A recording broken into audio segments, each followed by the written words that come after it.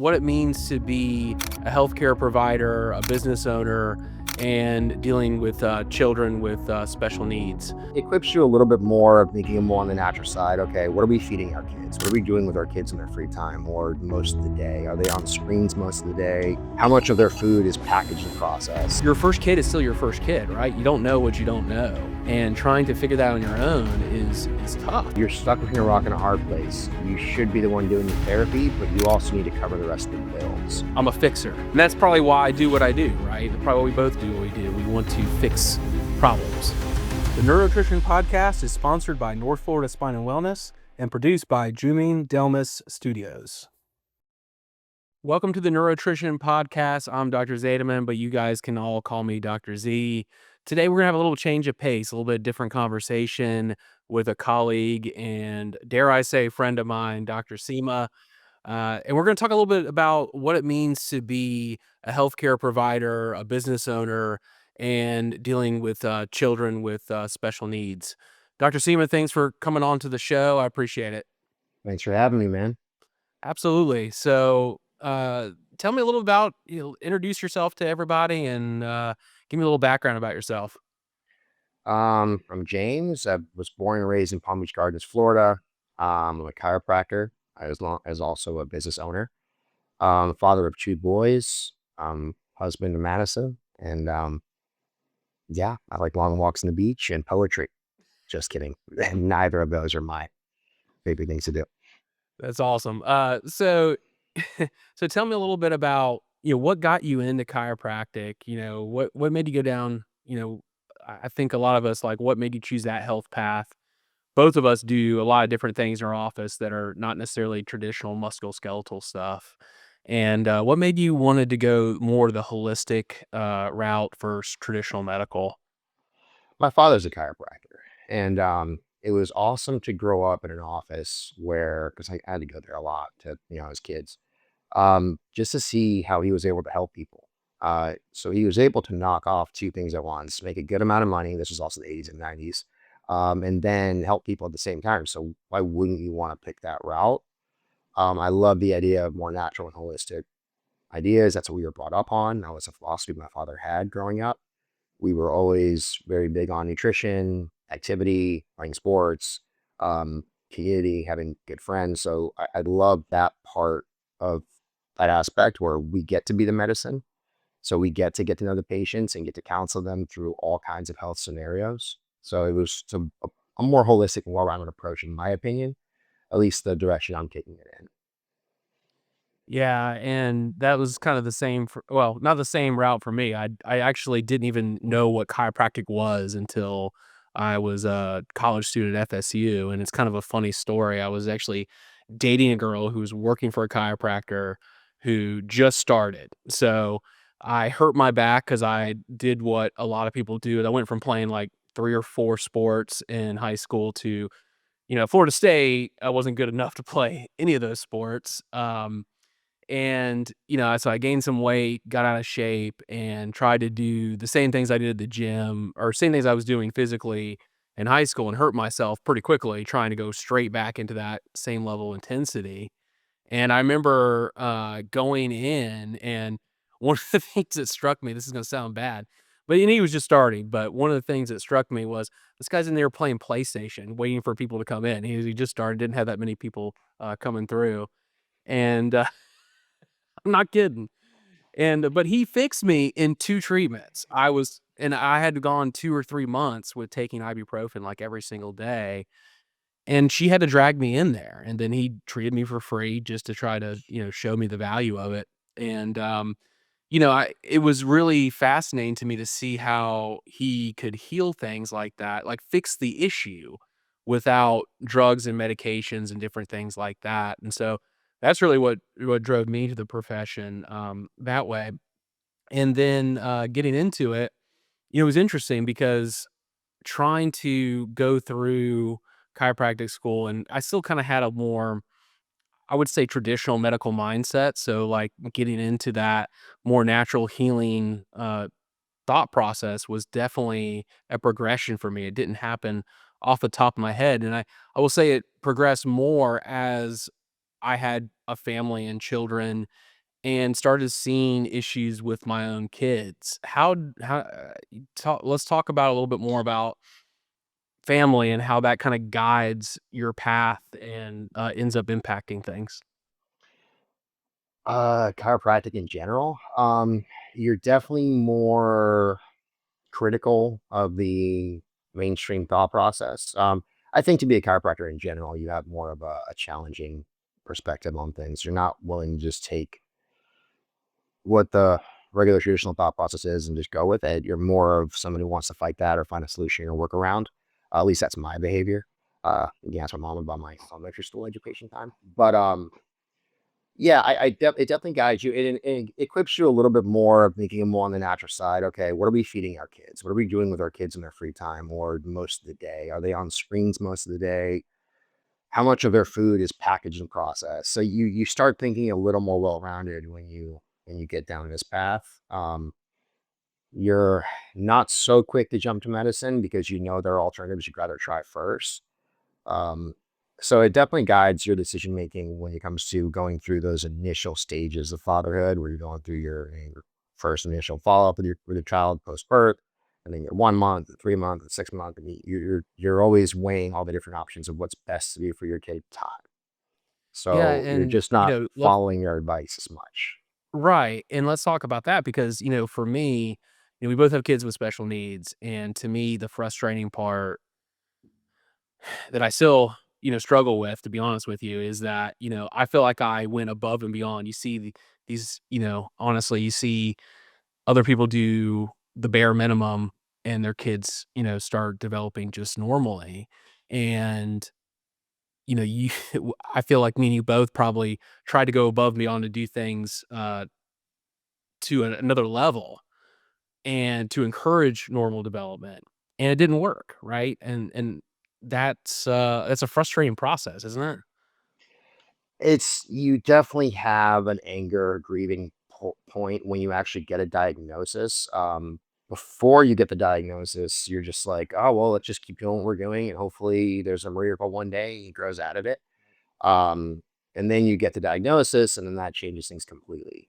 You don't regret anything. I mean, I don't regret any of the care we've given him Oh, or not absolutely given not. him.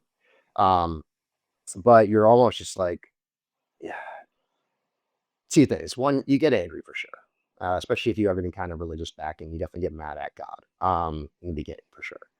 Secondly, you start thinking, well, like, oh shit, it really isn't all just our decision making. Sometimes things just happen. Right. And that leads to more empathy for people that you were too ignorant to have empathy towards before. And that was big. Now I can empathize with families that I could never empathize with before. You never understood it. You couldn't grasp it. You're like, oh, they must have done something in your lifestyle to have, an offspring with non-normal progression and development. Um, but in some cases, that's just not it. And we live in a fallen world per se. So things happen. So now you have to learn a whole new science, learn a whole new path of life for the most part. Yeah, and that's, kinda, the process I went through. I was I think you nailed it perfectly. It's like there is, like, a grieving period where you're trying to figure out, why is this happening? You felt like you could offset it or prevent it or whatever. And I think the tricky part with it is, figuring out what to do with it and making it a positive, For me, it was, okay, I'm gonna fix. I want is like, I'm a fixer. That's just, my mom was like that. And that's probably why I do what I do, right? Probably we both do what we do. We want to fix problems. And I think that's a big part of entrepreneurship in general, which we'll get into more. And for me, I wasn't being told what I wanted to hear as far as, like, outcomes and things that could benefit my son, and so it was about, like, "Hey, let me go learn something new to try to help him," and when it did, all of a sudden it turned into, like, revolutioning my practice. It changed my practice and how I what I did and how I did it, and, sometimes I feel like even though it's it's not the ideal route, and I'm not sure that you could tell me that, "Hey, would you go back and have the same thing happen?" I'm not sure I would say that if I could, have a DeLorean and I go wouldn't. 8 miles an Yeah. hour and turn it back. I would definitely want to go back and not have a son, with autism, to be honest with you, but and have the challenges that we had, but through this journey, it's given me direction of how I can help other people, and that has been great, and that has been, it is gives me joy to be able to help other parents and families, navigate this and share my own experience. So, there is a method to the madness of the universe, I guess you could say. And, it's been great, but it definitely, has been a challenge, to go through that process, I would say. Yeah, I mean, just to echo what you said, you find that there's an actual need for these kids, and as a fixer as well, we need to work and we need to be solving a problem. You can't not start thinking of ways to start filling that need. Especially the pediatric special needs field is still so young. The experience is not good across the board. They're overwhelmed with patients. The wait list to see a neuro or genetics doc is months, if not a year. The access is very hard. The quality and bedside manner is lacking because they have to see so many people and they're just not paid enough to spend the time by insurance carriers. So yeah, you feel the need, and then as a fixer, you kind of realize, well, I can't fix my son for like today, but what can I do to alleviate the suffering of other people so they don't have to deal with what we've been through? Um, so yeah, very much the same way. You start thinking of like long-term practice wise, like, all right, as we grow and expand in what we do, what are we gonna be passionate about? And it's hard to not be passionate about this area of healthcare when you're in our shared experience. Right. Yeah, and, going back to your point, and it starts at the pediatrician level, I feel like, I'm sure and I feel like through our discussions before, you were told the same thing. It's just like, "Well, he's just a little behind. He's a boy. They tend to, develop a little bit slower." And it's this wait and see game every day. I mean, the anxiety that builds up for me, like, I'm waiting and waiting and waiting, and, like, why am I waiting for this magic trick to happen, for this kid to, like, things to click when there must be something to do, and that's always what I try to share with my patients as well, is that be proactive. You don't necessarily have to wait around. Um, there are resources, and the other bad side of that is that the resources that are available, whether it be, I always mess it up, but it's either like, what is it, First Steps or Early Steps here in Florida. I think there's a national program that's pretty similar throughout from state to state, but there is early intervention things, but I don't know about you, but no one tells you about that. Like, there's very few. I know there are pediatricians who do, and I don't wanna, nail the ones who are doing that, but, it's at least in our area, it's not common practice, and it's not happening on a regular basis, and so you have these parents, and as much as have a medical background and you have a medical background, we're not your first kid is still your first kid, right? You don't know what you don't know, and trying to figure that on your own is tough, and then, you feel a lot of almost guilt about, like, "Well, should I have done something earlier and noticed some of these things before and done some action quicker?" Yeah, I mean, I was in denial for the longest time. My wife started noticing stuff at 6 months, because I guess her algorithm was much different than mine on social media. So when he wasn't doing things like pointing or he had poor posture, I was just kind of like, he's just, he's slower to develop. He'll catch up. My wife was really instrumental in getting that early intervention going. So our pediatrician was doing definitely the let's wait and see. The first time we heard about early steps was from a PT who, to this day, has been the most on point with Jax as a whole. She didn't quite know the diagnosis because it's so rare, but she knew. Like my wife asked her very like in the first or second visit. Um, so kids that are like Jax, so they end up usually okay, and she just looked at her and said no. She was just flat out, and I was still in denial even after that. she was one that told us about early steps. But no, the medical side, they have no idea about the financial support. And then even on the therapy side, there's a lot lacking there too, because it's such a racket at times and there's no consistency or good progressions to work through. So you almost end up having to seek out these providers and then pay cash and hopefully get reimbursed. Early steps was pretty hard and too much rework to even try to work with for the most part. But most of the decent providers, you can't use that stuff anyway.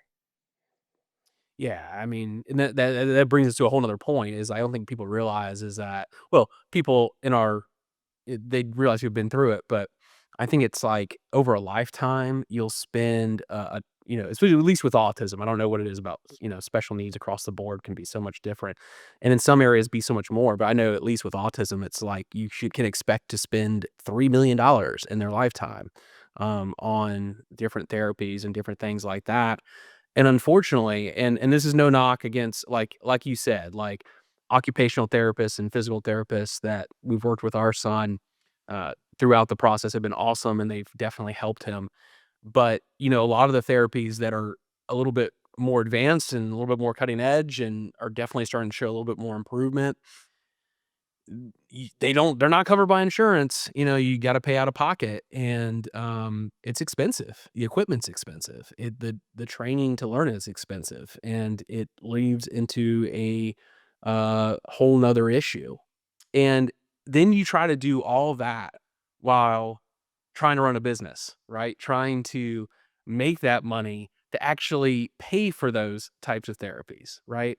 So you have this whole other thing of, and especially in our field when we're caregivers.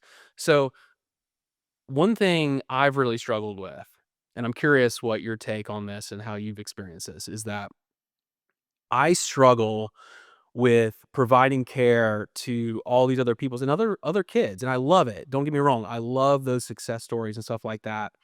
But it's also time I'm not treating my own son. And a lot of time that gets down by the wayside because I'm doing so much with so much other people. Yeah.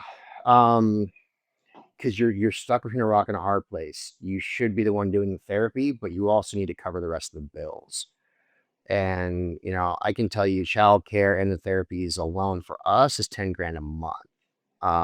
So therapies are five, childcare is five. We have to have two babysitters at one time when Jax goes to a therapy appointment to be with Max. So you're you're you're having to work more to make that money. You're having to give more to these patients so they, keep getting the results they need, even though on days that you really can't care about them based on what you have going home or on home. It's like they have these problems and they're very big and they're very important to them. And then you're having your problem just magnified in your face every morning and night and you get home. And it's definitely been a struggle over time. You come out of it, but no, I mean it's the guilt is there on this side for sure. It's different than the mother's guilt, which is never going to go away, where Sure. there's always a I should have, could have, what did I do? Should I have not taken these supplements? Should I not have done this? Or my wife can come up with all kinds of scenarios where she's gonna try to fault herself for a condition that isn't remotely her fault. Um, but and then you're dealing with that as well, your wife's guilt. So it's a roller coaster and there's not a lot of good highs for a while. I definitely a lot of tears, a lot of grief, a lot of sleepless nights, a lot of anxiety. It's a lot. So it's a burden for sure. That's why when you say like, would you go back and switch it? Of course I would. Like, why wouldn't I? I'm financially incentivized. Love my family. I'm incentivized, but it doesn't mean we're not going to make lemonade. So it's at least we have that ability and foresight to do so. Where there's definitely been times you're obviously like wanting to throw in the towel, go buy a farm, and work it, like, just get out of it completely. So I don't think about anybody else. No, it's so true. I mean, there's been times too where it's like, do I really need to be running this business at the same time? I say, someone would, just pay me on my production and let me work under them. I'd probably, my wife says is like, yeah, you'll take that. You'll do that for about 5 minutes before someone tells you what to do. And then, I get fired then immediately. you'll be fired. Yeah, there's Yes. just no I'd be way out. fired instantly because I Yeah. wouldn't be able to handle direction. But, But yeah, no, it's such an interesting place to be, and and at the same time, like the flexibility. I guess I should say flexibility. I don't know if it's really flexibility, but there is benefits to owning your own business, and there are things that that are helpful and that you can kind of pivot how you want to do what's best for your family in certain ways. But there is this other side of it that and it's not only the patients. You got to make sure that you're taking care of all of your employees. You know what I mean? I couldn't do what I do without all the great people who work with us and um, make the things happen. It's not like I'm in there when I do intensives with kids. It's not like I'm in there for the full hour, right? I'm in there for 15, 20 minutes and my staff is making the rest of it happen. And it's also great too because that's how we integrate our kids therapy into the offices. They have to do it too. We have them come in and run some of his therapies as well. So you make it work. So there are benefits and flexibility to it.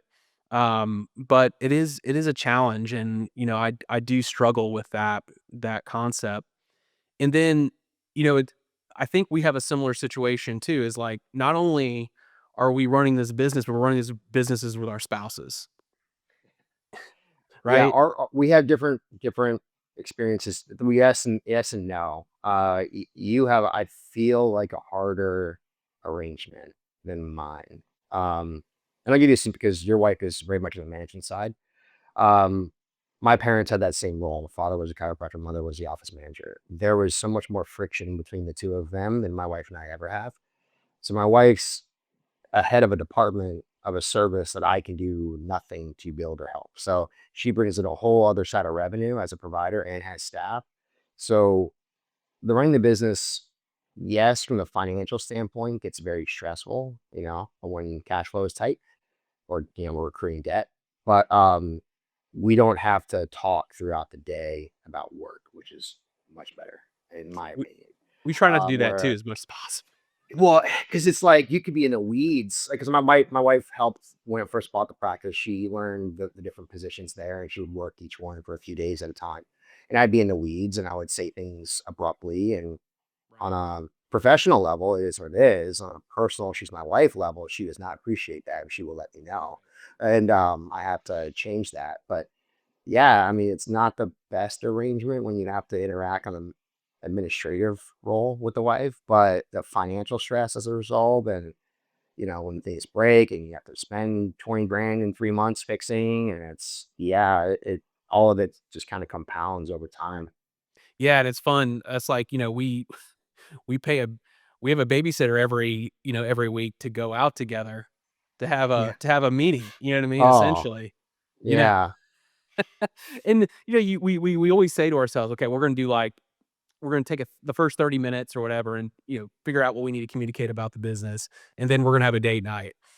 Yeah, that doesn't always pan out that way that we want to, and, it's an interesting thing, and it's, something that we really have to actively try to create as much balance as possible, and it's difficult, and just like we, had one this week, and then I was like, I just she different things, like, she's been gone doing, an intensive bike thing with Jacob, which was, by the way, awesome. He learned how to ride a Nice. bike Oh, over a week, which was the coolest thing, but, and a crucial. huge victory for us.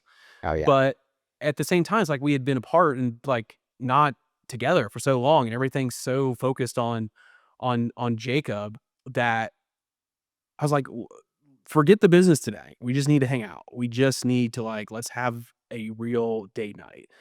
Because, it's so important to try to create that because there's so few moments between all that. And not to mention the sibling. I mean, I know, your kids are younger than mine, but that's an interesting dynamic too because our younger daughter is, I mean, she's our gift because she's almost an extra therapist to some extent, but I hate that at the same time because now it feels like we're giving her this extra burden of having to do it changes her whole outcome too as far as, like, what we do and different things and, what to expect because maybe Jacob has a meltdown and we're on a trip or whatever. And, you not only do you have to balance, that relationship with your spouse, but then you also gotta consider the other child as well. Yeah, Max is 2, and he's the quintessential second child that's 2. So he's Right. not cautious, not careful, self-centered, self-absorbed, and is starting to get jealous because we do have to do about 2.5 hours of the therapy with Jax a day on top of his therapies.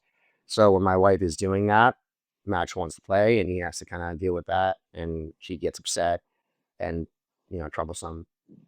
I'm less concerned. So for you, you have a daughter, and she's incredibly bright and incredibly willing to be helpful and be the daughter in that role. With my son, I feel like it's going to be easier to instill that purpose in him to be supportive in that role toward his bigger brother. That's my optimistic hope, They is have that to I be can that way, yeah. work that in that way. Right. But also in multiple ways, even as a protector, if he needs to be. I mean, obviously, I'll do my best to get Jax as self reliant as possible. But if Jax goes to school, there might be issues, and then little brother might be needing help. So these are all the weird concerns that you have as a parent going through this stuff, and how do you prep that other child to be helpful and supportive, but also have the quality time with each of you and their own unique relationship with you that's aside from Jax or Jacob. And that's a whole other burden that my wife definitely grieves about more than I do, mainly because I'm a guy. We can compartmentalize and not just think about things for a short amount of time. Um, but yeah, it's a big thing. I will say though, most of the siblings that I've seen of special needs siblings, they're usually very well adjusted. They're usually very grounded. Um, yeah, I've never met one where they're a problem child, and it's mainly because they're just not allowed to be, maybe, and they realize they can't be. Um, but yeah, I mean, your daughter was way more mature than she should have been at that age. And I met her 2 years ago, I think. Yeah, that's So right, yeah. I can't imagine what she's like now. So I It's a mean, little Max is horrifying, too. to be So honest with you. It's making me feel old. yeah, I mean, she didn't look unhappy, or she was having fun, and she was sweet, and she was smart. So it didn't look like she was resentful in any way, or felt like she was living without as good experience as she wanted. So I kudos to you guys for what you do. But yeah, it's you definitely want to make sure that you do what you can for the second child, even though they are kind of playing second fiddle, unfortunately. And so I guess that's another, side topic here too, is like, people are hearing this and like, there's if you're and it doesn't have to be a doctor, but also like just people who are running business in general. I think it's like an interesting perspective on like what are the lessons you've learned? What if you had to give advice, whether it be another doctor or another business owner or just another parent in general, like what would you do differently? What would you say to them with these challenges? So it's such a unique position to be in, and everyone's different. So Right. And let's every situation's say, different. Yeah. yeah, I mean, that's the thing. So let's say I came out of school, had no debt, walked into a business, took that over with no debt, and ran it and built it and did what I did without all the debt that I was had to accrue. Um, I would be able to be more present and be more of a stay-at-home parent and spouse if the business was running itself.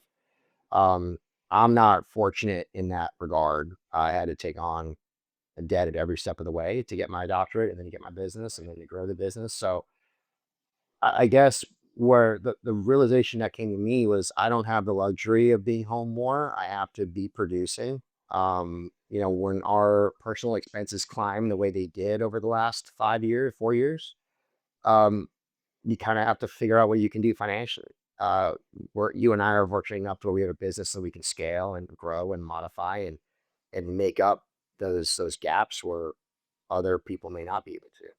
So it's tough to give advice for any specific special needs parent, especially if they're an employee or they're not really in a position that they can grow in professionally. Um, what's kept me going, like upright and sober, has been Jesus and jujitsu. I say that like laughing because there's a guy who I do Love jujitsu with. that. Jesus and He Jujitsu, wears a that's great. rash guard, Jesus and jujitsu.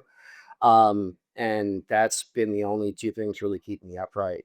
And no, things have not gotten better since we went back to church. They've gotten way worse overall.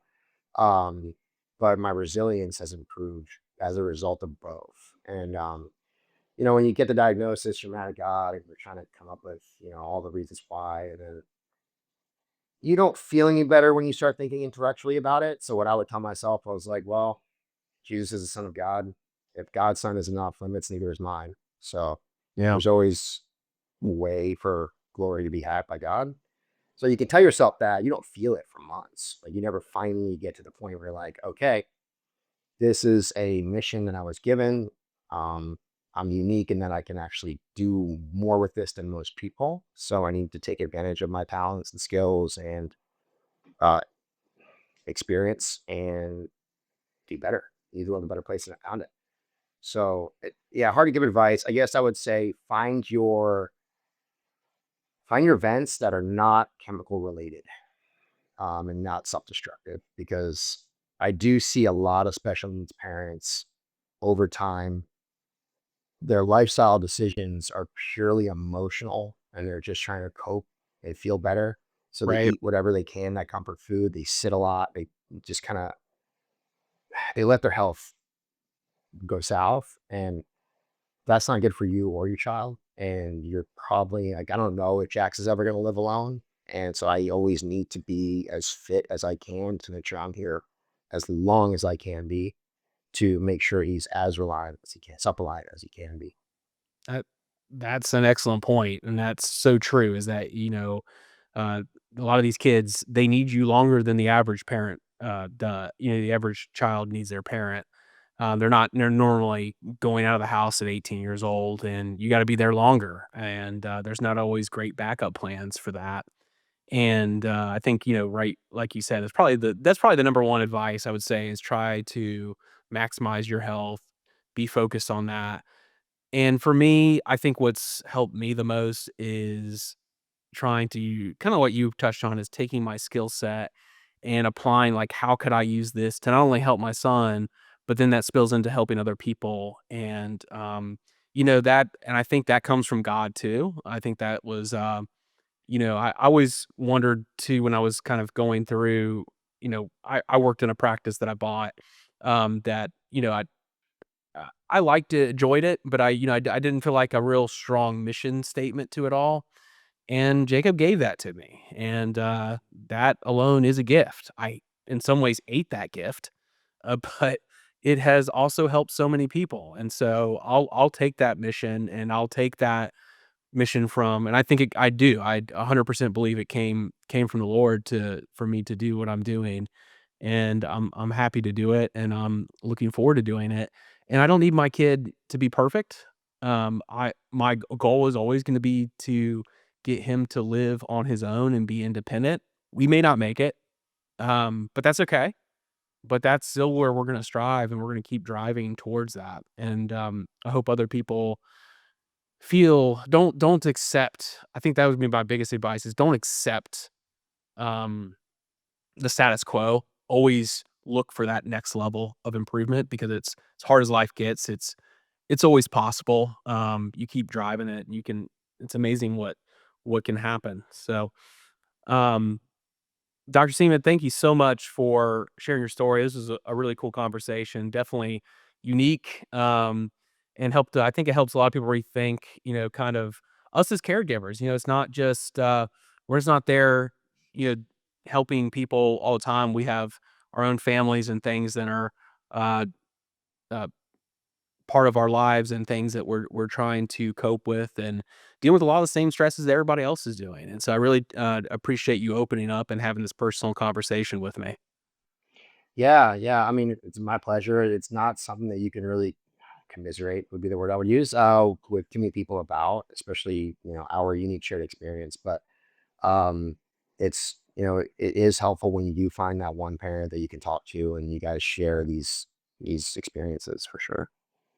Well, Yeah. if you want to learn more about Dr. Seaman and his clinic, go to cimahealth.com, and don't forget to, follow us on, Facebook, Instagram, TikTok, YouTube at Neurotrition Podcasts, for weekly updates. And please, don't forget to like and subscribe. See you on the next episode.